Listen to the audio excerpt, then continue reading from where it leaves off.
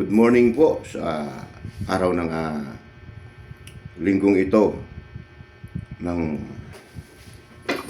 buwan po ng August. So, siguro mga ilang araw na lang po, mga isang linggo na lang, nagsi-September na. So, tayo mga Pilipino, napakaaga natin mag-celebrate ng Christmas season. Opo. So ngayon pa lang makikita nyo na may mga decoration na mga mall, pati ang mga bahay talagang yung spirit ng Christmas talagang inaantay na natin. So maraming salamat din po sa araw na ito sapagkat maganda po ang panahon. Maganda yung binibigay ng Diyos sa atin upang mga gawain natin na kinakailangan natin ng araw magawa po natin. Opo. Marami na ang nagrereklamo hallelujah, sinisisi ang Diyos. Pagka walang ulan, kung ano-ano mga nasa isipan ng tao. Sadyang ganyan po yung mentality o mindset ng tao. Hindi mo malaman kung saan ka pupunta, kung gitna ka o dito ka sa left o dito ka sa right. So minsan hiling tayo ng hiling. Tapos pagka andyan, sinasabi ko nga sa inyo, ang pag-ulan iyan ay blessing. Opo. Kung umulan man ng isang buwan, alam ng Diyos ang pangangailangan ng mundo. Hindi lamang po ang Pilipinas ang kinakailangan ng tubig. Buong mundo po yan. Nagsisirculate po yung tubig na yan. Hallelujah. Para malaman po natin. So bakit nagkakabaha? May taong mananalangin. Panginoon, maawa kayo sa amin. Tigil nyo na yung ulan. Sapagkat kami ay hindi na trabaho na maayos, hindi na kami makakilos. Ang pagbaha po ay hindi po nandahil sa ulan. Hindi po yan nandahil sa ulan. Ang pagbaha ay nandahil sa wala tayong disiplina. Opo. Nang wala tayong disiplina, tapon tayo ron, tapon tayo rito, putol tayo ng puno. Opo. Hallelujah. Ganyan po ang tao putol tayo ng puno. Sinasarahan natin yung dapat na inaagusan ng tubig. Nilalagay natin ng bahay. Ako na maging kagawad sa Bangbang, doon ako nakakita na sa ibabaw ng ilog na dinadaluyan para mag-flow yung tubig. Doon ako nakakita ng bahay. Tinayuan niya ng bahay doon. Siyempre naiipon yung basura. Hindi nakapag-flow na maayos yung tubig para dalhin sa dagat. Ganun tayo. Hallelujah. So merong isang project ngayon. Napakalaki sa bandang Bulacan. For how many hectare na yan itinambakan ng lupa para lang sa isang negosyo. Yan. Opo, bakit? Ang tanong ko, bakit? Kapos na ba ang lupa para sa tao? At pati ang tubig ay dapat nating takpan. Hindi po yan maganda Opo, hindi po maganda. Ang tubig ay para sa tubig. Ang katubigan, ay katubigan lang po yan. Opo. So, ilang hektarya yan? Siguro hindi lang yan hindi lang yan 100 of hectare, 1,000 of hectare yan na ginagawang airport. Na itong airport daw na ito ay pinaka the best airport, hindi ko lang alam, in the world o Asia. Hallelujah. So, wag po tayong magpo-post kaagad sa social media ng negatibo sapagkat maging ang Diyos ay nakararating sa Kanya po yan. Kasi ang ulan at ang araw ay pag-aari ng Diyos yan. Maging tayo ay pag-aari ng Diyos. Para po malaman natin, opo, para malaman natin, wag po tayo maging illiterate sa buhay natin. Sorry po kung kayo tinatamaan, huwag po tayo maging illiterate. Oh, ako ganyan din po ako dati, pero nung ako'y makatanggap sa Diyos ng katotohanan at katuwiran, ay nalaman ko yung pagbalanse ng pagtanggap kung anong nangyayari sa mundo. Opo. Pero ito lang ang maibibigay ko sa inyo, isang sikreto, mga kapatid ko at mga mananampalataya ko. Lagi natin ilagay sa ating puso ang kabutihan, malalaman natin ang katuwiran, katotohanan. Maraming salamat po, pero hindi diyan po ang aking i-share sa inyo sa linggong ito, sa buwan ng August. So maraming mga Kristiyano sa atin ngayon ang pumapasok sa mga grupo o tinatawag natin na relihiyon. Opo, mga religious group o mga congregation na napakadami. So ang nakikita ko po, ang napag-aaralan ko por sa napakatagal na panahon, sa almost 40 years. Kasi ako po almost 45 years na akong Christian. Opo. Ano ko, binata pa. At the age of 17, kung di ako nagkakamali, ako'y nakatanggap na sa Panginoong Kristo. Ang kanyang kabutihan. Subalit, maging ako nung una, nayaya lamang ako sa magandang pananalita. Opo. Ang Fourth Watch, galing po ako dyan. Diyan ako nagsimula sa Fourth Watch. Meron sa aking isang pastor dyan, kung nabubuhay pa si Pastor Orly. Kung nasan ka ngayon, Pastor Orly, maraming salamat. Kasi dahil sa iyo, ako'y nakalapit sa Diyos. May ginagamit ang Diyos sa mga tao, pero hindi ka doon niya talaga nakatalaga. Opo, hindi doon. So, ang ibig ko sabihin dito sa sharing kong ito, dito sa nais kong ibahagi sa inyo, maraming naghahanap ng mga tao na naghahanap ng mabuting balita o good news. Kasi ito yung promise ng ating God. John 3:16, kung babasahin natin 'yon, ang sinumang ganun na lamang ang pag-ibig o pagmamahal ng Diyos sa libutang ito. Na ayaw niyang mapahamak ng ibig niya na maligtas. Opo. Subalit, meron po ron subalit. Ang sino man sumasampalataya ay siyang maliligtas sa kanyang bugtong na anak. Ito po ang nakikita ko sa maraming tao na naghahanap ng mga religious group. Minsan ang pagpe-pairing natin ng ating pananampalataya ay hindi po pare-parehas. May mga taong ang mindset o ang mentality ay pag marami doon pag yung favor sa ating puso, yung minsan hinahanap natin. Opo, yung favor my heart. Opo. Tama po ba English ko? Favor your heart. Ganon tayo. Ganon yung natin, ang pairing natin sa ating pananampalataya. According your favor. Hallelujah. Ano ibig sabihin ko, mga kapatid ko, sa pananampalataya?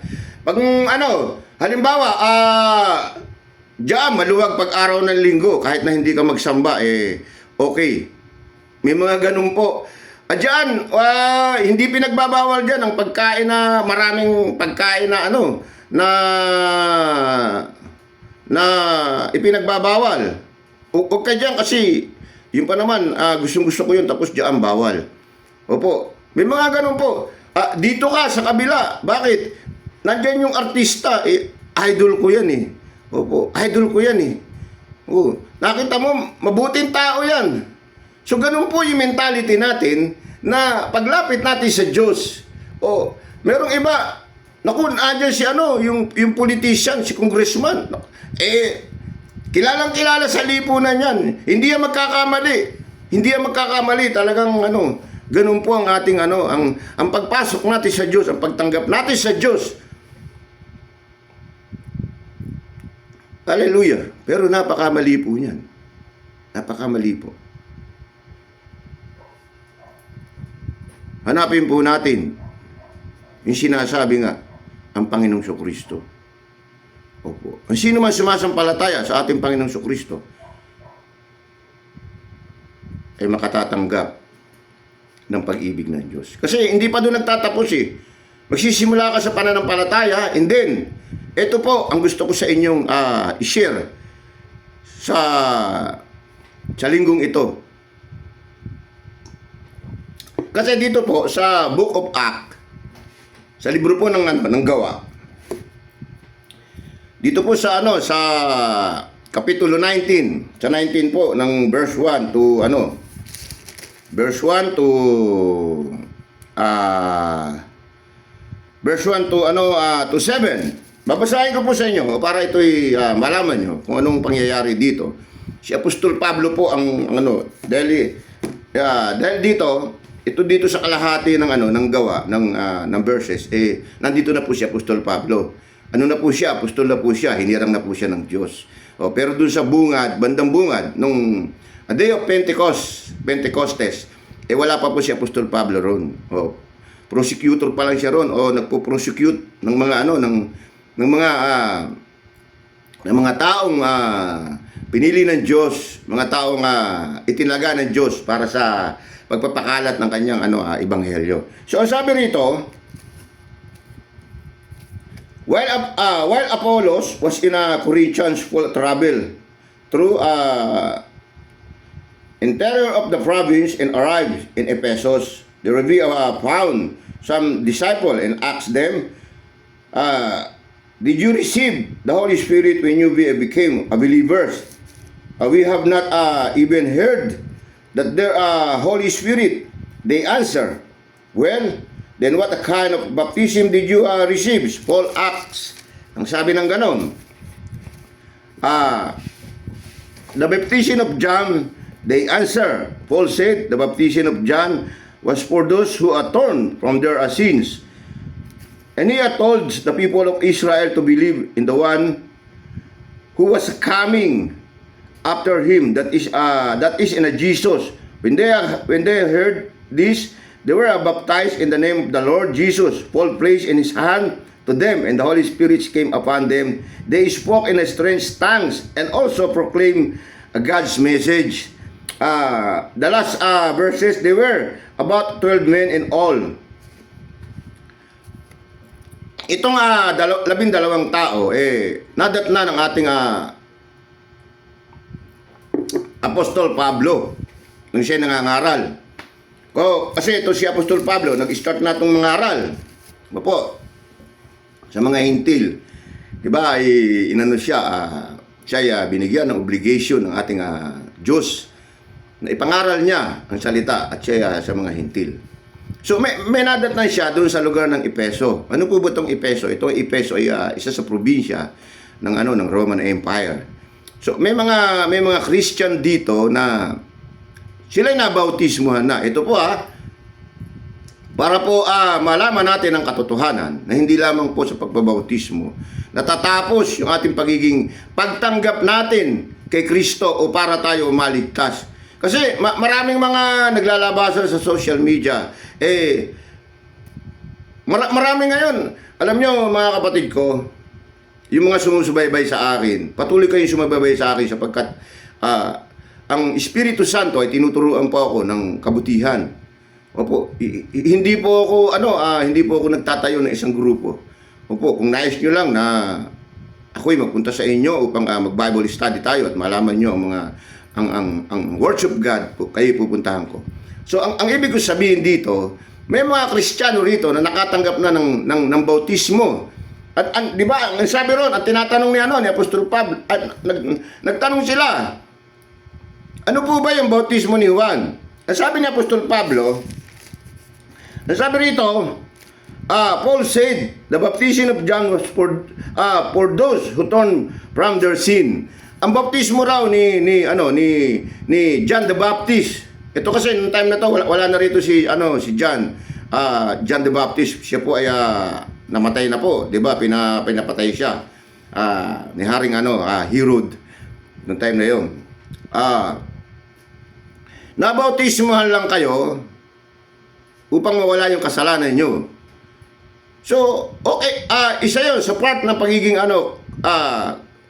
Christian. So ang sabi pa ron, kung ididiretso natin yung talata, ang sabi ron, And he told the people for Israel to believe in the one who was coming after him, that is in a Jesus.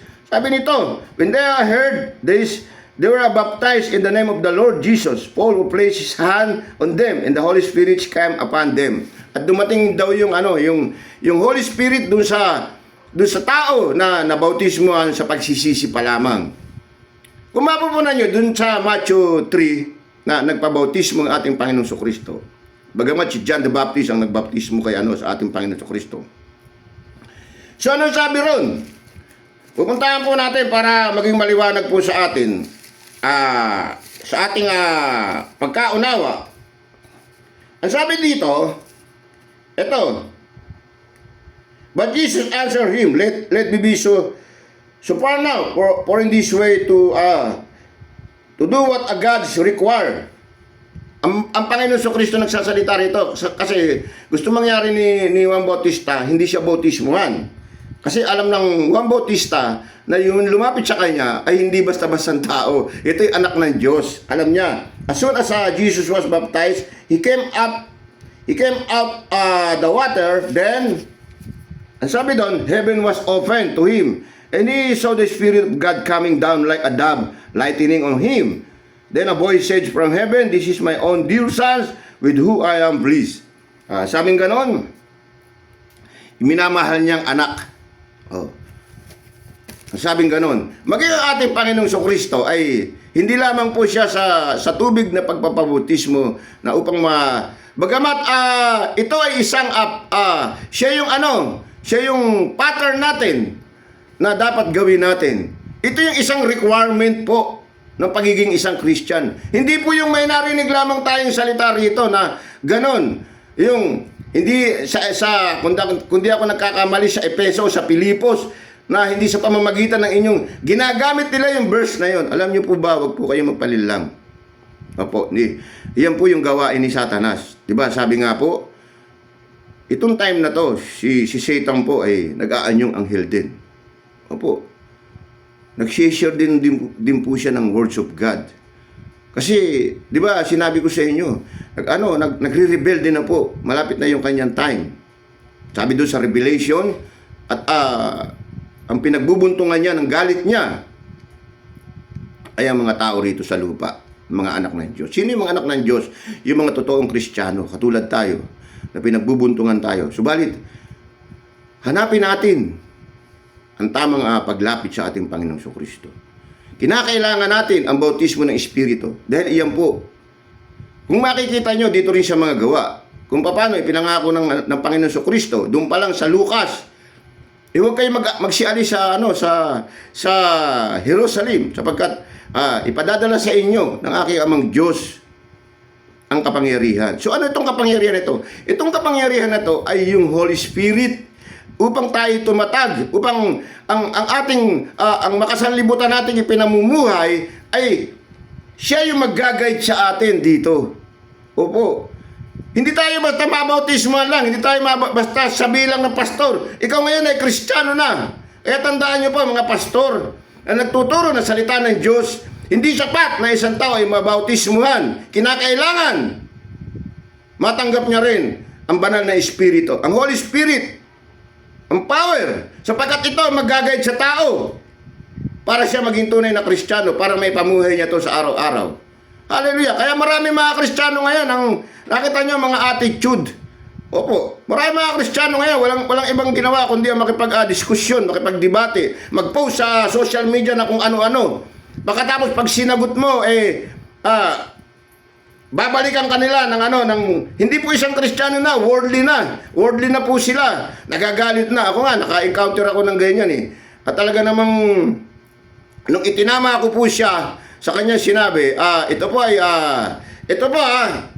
hindi ako natatakot na sabihin, ito po ay member ni Soriano.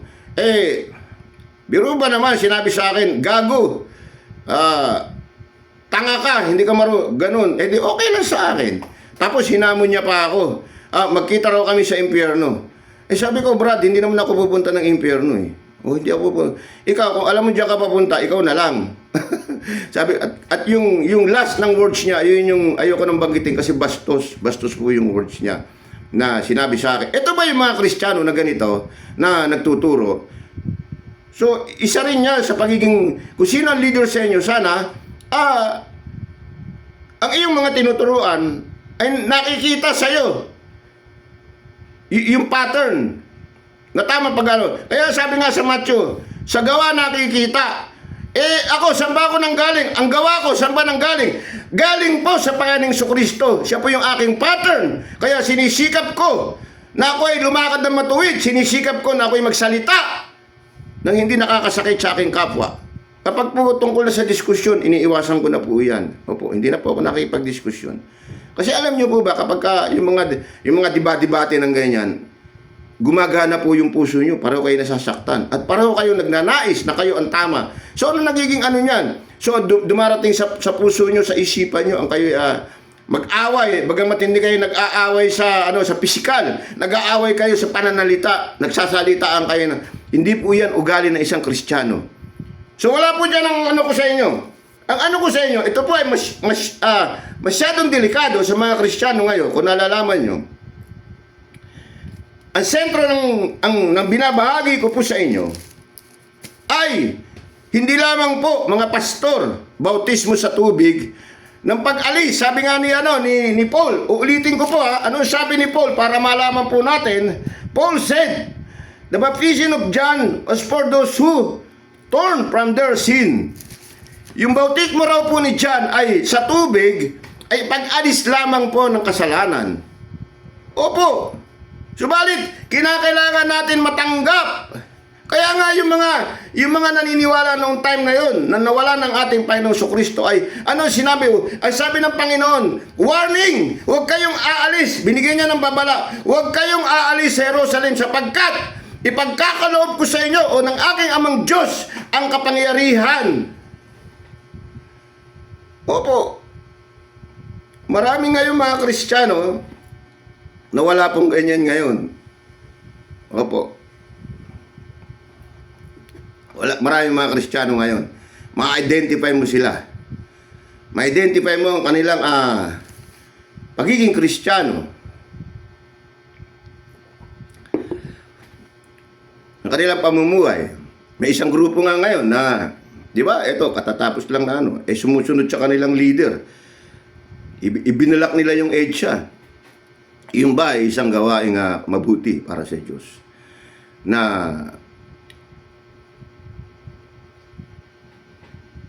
ang gobyernong ito ay kinakalaban mo at sinisira mo yung negosyo, binabalak mo. Alam mo ba, pag binalak mo yung EDSA, sabi nung isang nag-aral sa EDSA, hindi binalak yan, traffic yun ang maandar. Nagmumubisak yan. Billions of pesos ang nawawala. Paano pag ibinalak mo pa yan? For how many hours? Binalak mo yung EDSA yan. Na dyan, ang pinakasentro ng Pilipinas, pangangalakal. May isang ganyang congregation. Opo. At hindi rin po tama na ang isang Kristiyano, na ikaw ay sinasabi mong Kristiyano ka, ay pumasok ka sa politika. Sa problema ng isang gobyerno. Hindi po. Hindi po tayo. Bagamat meron tayong bagamat extension tayo ng government, ano po ba ang ating function para sa kanila? Ipagdasal lamang po sila. Ipagdasal ang kapayapaan, ipagdasal ang leader ng isang bansa.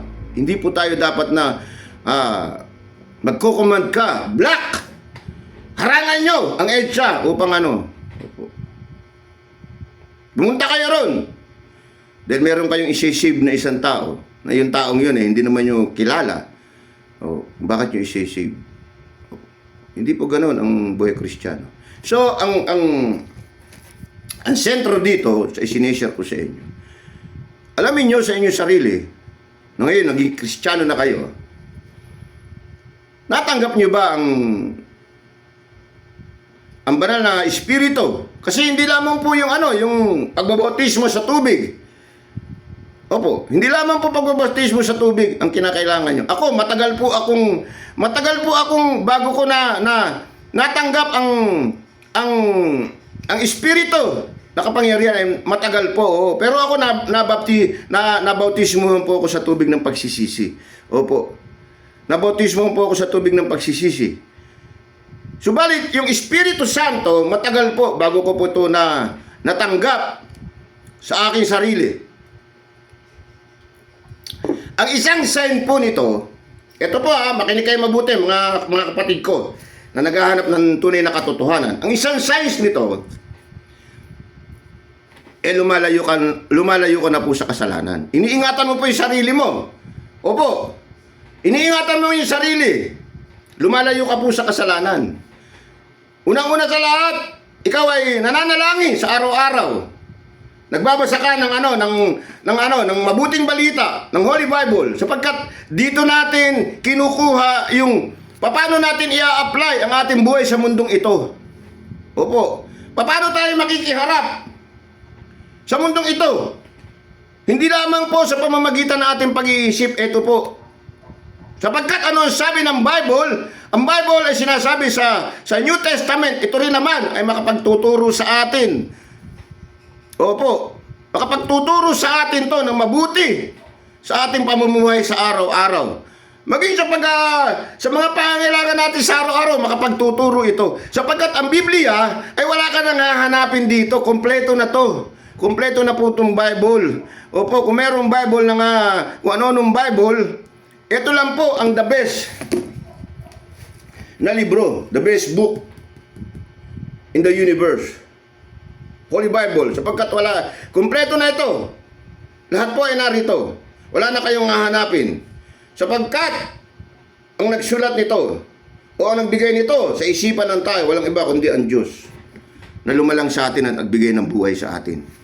Hallelujah! So alamin po natin, dahil meron natagpuan si Apostol Pablo sa lugar ng Efeso, 12 po sila. Ang sabi rito sa verse 7, eto, sa verse 7, there were about 12 men in all. Ay 12 po sila na, kapag hindi po kayo nabautismo sa Holy Spirit, useless po ang pagiging Kristiyano ninyo.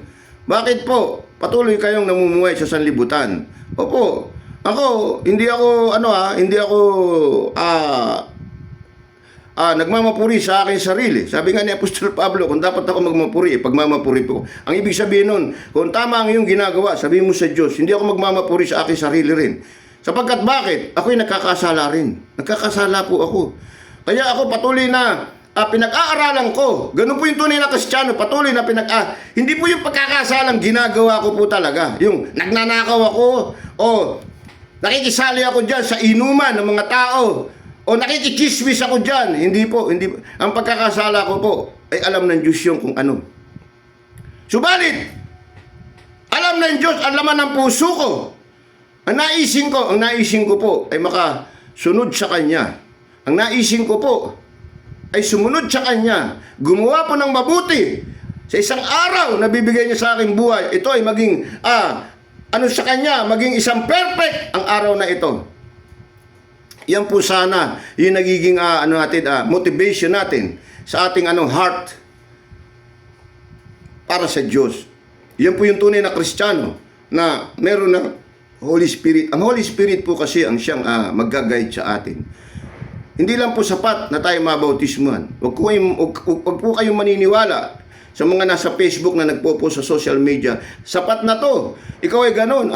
Sumampalataya ka lang. Sapagkat ang sabi, ginagamit nila lagi yung verse sa Efeso o sa Pilipos, hindi sa pamamagitan ng mabuting gawa, tunay yun. Hindi po ako doon agree doon o hindi po ako sasalungat doon. Tunay yun, hindi sa mabuting gawa, kundi sa kalooban at kahabagan ng Diyos tayo naligtas.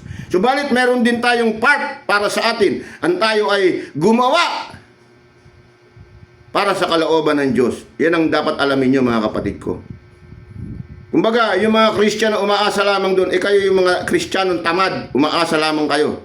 May mga gawain po tayo, may mga responsible po tayo, may mga responsibility po tayo sa mundong ito. Hallelujah. Maraming salamat po. Sana po nakatulong to sa inyo. Hindi lamang po ang pagpapabautismo ang kailangan nyo. Kailangan nyo, mga pastor at mga kung anong nagsishare ng words of God.